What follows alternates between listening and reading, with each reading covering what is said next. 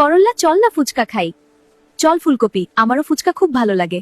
আসুন ম্যাডাম, টাটকা ফুচকা তৈরি আছে, বলুন কেমন বানাবো। বেশি ঝাল বানাবেন না, তবে স্বাদ দারুণ হওয়া চাই। আরে করল্লা, ফুচকা দেখছো নাকি ফুচকাওয়ালাকে?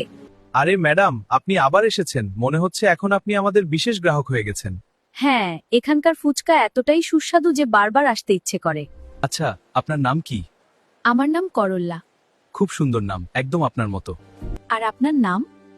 আমার নাম মুলা। করল্লা আর মুলা কি বন্ধু হতে পারে? হ্যাঁ, কেন নয়। হয়তো আজ আমাকে মুলাকেই বলতেই হবে যে আমি তাকে পছন্দ করি। আশা করি সেও আমাকে পছন্দ করে। জানি না সে কি ভাববে, কিন্তু এখন আমি আর অপেক্ষা করতে পারছি না। আরে লালমুলা, তুমি এসে গেছো। হ্যাঁ, আমি এসে গেছি তোমার কাছে। ভালো হলো লালমুলা, এখন আমরা দুইজনে অনেক কথা বলবো। হয়তো এটা আমারই ভুল ছিল। হয়তো আমি অনেক দেরি করে ফেলেছি তাকে আমার মনের কথা বলতে। হয়তো এখন আমাকে মুলাকে ভুলে যাওয়া উচিত। এখন আমার আর তার কাছে কখনো যাওয়া উচিত নয়। পরবর্তী ভিডিও দেখতে ফলো করো।